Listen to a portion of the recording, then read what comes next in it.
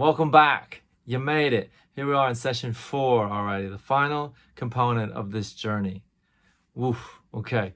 So you would have now done the 3 stages of the sound circle.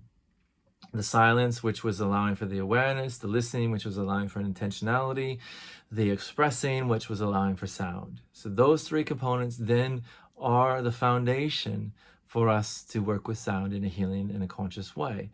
And if you really dive deep into those 3 things, then you will start to learn how to embrace the healing power of sound. Yeah? And so how was it? How was it to express like that and to tone like that? Was it a bit unnerving? Did it feel uncomfortable? Or the critic was on saying, "Oh, this is weird. What am I doing? I'm just sitting here chanting like a bloody hippie or something." Hopefully it was good. And there's something that I didn't tell you because I didn't want to really freak you out, is as you get into that rhythm and you just repeat something over and over and over again, you get into a bit of an altered state. You get into more of a theta state, which allows for your logical, conscious, waking mind to basically go to sleep. It goes offline. And in that space, then you open into a deeper, more meditative state where your intuition comes forward, your inspiration, your imagination, creativity, it all starts to come up, right? And so you might have in that state then felt some emotion, and hopefully you let it go. Or some old memories may have started to unwind and come forward.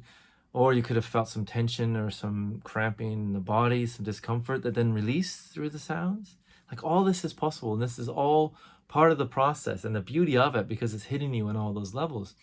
And in essence, what it's doing is it's releasing resistance or holding that we have within us. And that is the crux of it all.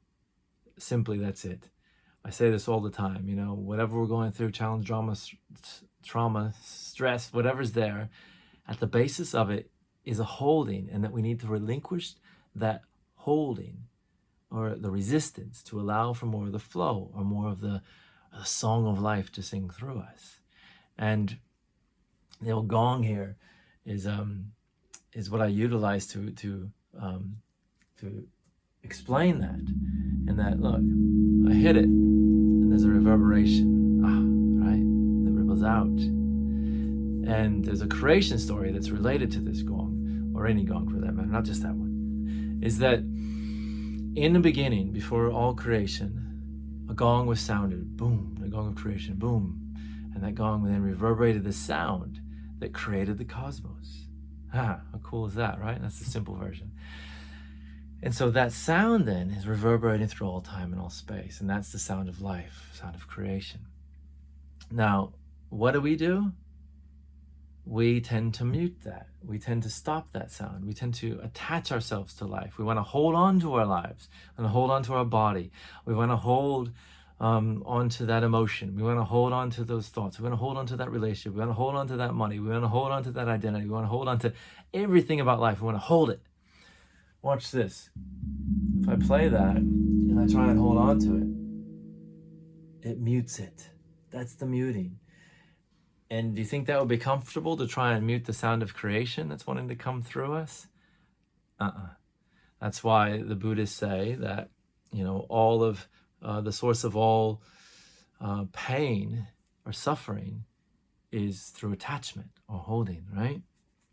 And you think about it like that, is that if I took a sledgehammer and I went boom, and I banged it on a piece of concrete, if that concrete didn't shatter, that vibration from the impact, it sent up the handle of that sledgehammer into my arms, and it feels like the bones of my arms shattered because the concrete didn't. You know what I mean? Like that jarring, when you hit something squarely. Imagine that times the vibration of creation that's wanting to come through us. If we try and mute that, that would be quite painful, I would imagine. So there's the pain in life, is a holding on to it, is an attachment to it, a resistance within it. So then the key is to let go of resistance and allow more flow. Simple, right? That's the basis of it all. Now, with this next practice, like I said, this is the most powerful practice that I've utilized. It's merging all this wisdom that I just touched on.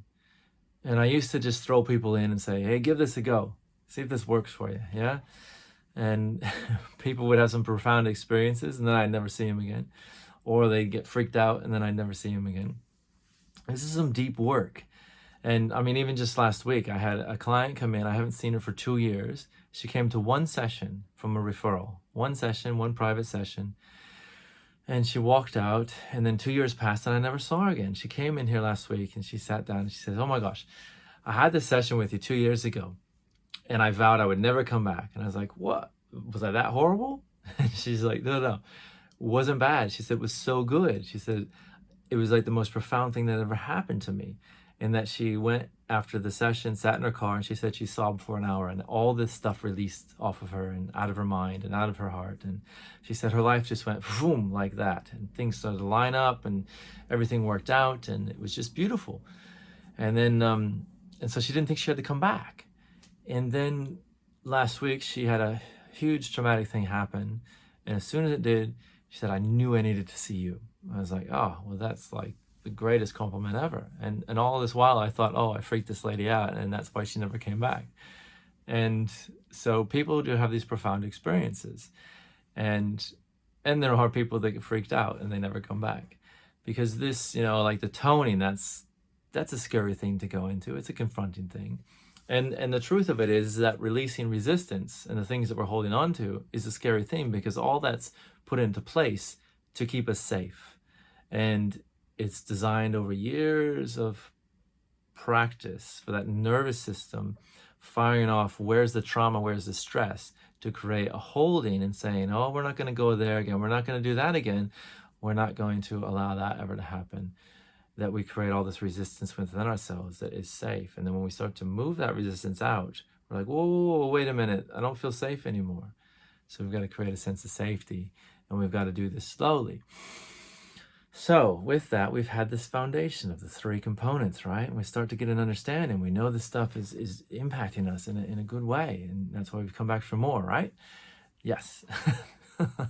So here we are.